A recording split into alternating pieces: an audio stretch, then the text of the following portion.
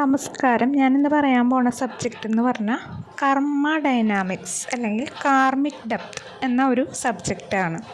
നമ്മൾ കർമ്മയെ പറ്റി ഏത് വീഡിയോ നമ്മൾ കാണുകയാണെങ്കിലും നമ്മൾ ഒരിക്കലെങ്കിലും കേട്ടിട്ടുള്ളൊരു വാക്കാണ് കർമ്മ ഡൈനാമിക്സ് അല്ലെങ്കിൽ കാർമിക് ഡെപ്ത്.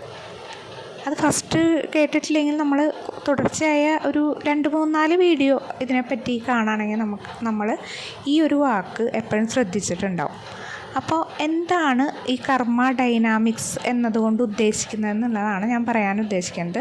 അതായത് നമ്മുടെ കർമ്മങ്ങളുടെ ശേഖരം എന്നാണ് കർമ്മ ഡൈനാമിക്സ് എന്നതുകൊണ്ട് ഉദ്ദേശിക്കുന്നത്. സിമ്പിളായിട്ട് പറയുകയാണെങ്കിൽ നമ്മളൊരു അസ്ത്രം തൊടുത്ത് വിട്ടു എന്ന് വിചാരിക്കുക. അപ്പോൾ അത് നമുക്ക് തൊടുത്ത് വിട്ട് കഴിഞ്ഞാൽ നമുക്കൊന്നും ചെയ്യാൻ പറ്റില്ല. ആ അസ്ത്രം എവിടേക്കാണോ തൊടുത്തത് അവിടെ ചെന്ന് എത്തും ആണല്ലോ. പക്ഷേ നമ്മുടെ കയ്യിൽ, അതായത് അത് പാസ്റ്റ്, തൊടുത്ത് വിട്ട അസ്ത്രത്തൊന്നും ചെയ്യാൻ പറ്റില്ല, അത് പാസ്റ്റാണ്, അത് കഴിഞ്ഞു. പക്ഷേ നമ്മുടെ കയ്യിലുള്ള അസ്ത്രം അത് പ്രയോഗിക്കണോ വേണ്ടേ എന്ന് തീരുമാനിക്കാനുള്ള ഒരു ചോയ്സ് നമുക്കുണ്ട്. അതുപോലെ നമ്മുടെ ആവനാഴിയിലുള്ള അസ്ത്രം, അതായത് ഉദ്ദേശിച്ചത് ഫ്യൂച്ചർ, അത് നമുക്ക് അതും ഉപയോഗിക്കണോ വേണ്ടേ, എങ്ങനെ ഉപയോഗിക്കണം, എന്ത് ചെയ്യണം എന്ന് തീരുമാനിക്കാനുള്ള ഒരു ചോയ്സ് നമ്മുടെയാണ്. അതായത് ഞാനത് കർമ്മത്തോട് ബന്ധപ്പെടുത്തി പറയുമ്പോൾ നമ്മൾ ചെയ്തു പോയ കർമ്മങ്ങൾ, അതിൻ്റെ ഫലം അത് നല്ലതാണെങ്കിലും ചീത്തയാണെങ്കിലും അതിൻ്റെ ഫലം നമ്മൾ അനുഭവിക്കാതെ തരില്ല. എന്നാൽ നമ്മൾ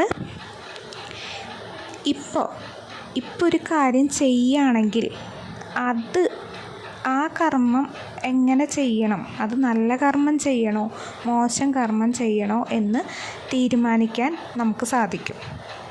അപ്പം അതിനനുസരിച്ചാണ് നമ്മുടെ ഭാവി നിശ്ചയിക്കപ്പെടുന്നത്.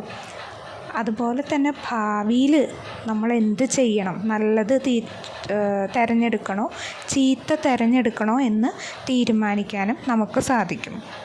അപ്പോൾ നമ്മളാണ് തീരുമാനിക്കേണ്ടത് നമ്മൾ എന്ത് ചെയ്യണം, നല്ല കർമ്മമാണോ ചെയ്യേണ്ടത് മോശം കർമ്മമാണോ ചെയ്യേണ്ടത് എന്നുള്ളത് തീരുമാനിക്കേണ്ടത് നമ്മളാണ്. പിന്നെ കർമ്മത്തിന് 4 ഡയമെൻഷൻസ് ഉണ്ട്. Physical, mental, emotional, energy, action എന്ന് പറയുന്നത്. ഫിസിക്കൽ എന്ന് പറഞ്ഞാൽ നമ്മൾ ഫിസിക്കലായിട്ട് ഒരാളെ അടിക്കുക, ഉപദ്രവിക്കുക, അങ്ങനെ. മെൻ്റൽ എന്ന് പറയുമ്പോൾ അറിയാമല്ലോ, മെൻ്റലി ആയിട്ട് ഒരാളെ ഉപദ്രവിക്കുക, അങ്ങനത്തെ. ബാക്കിയുള്ളത് അറിയാമല്ലോ.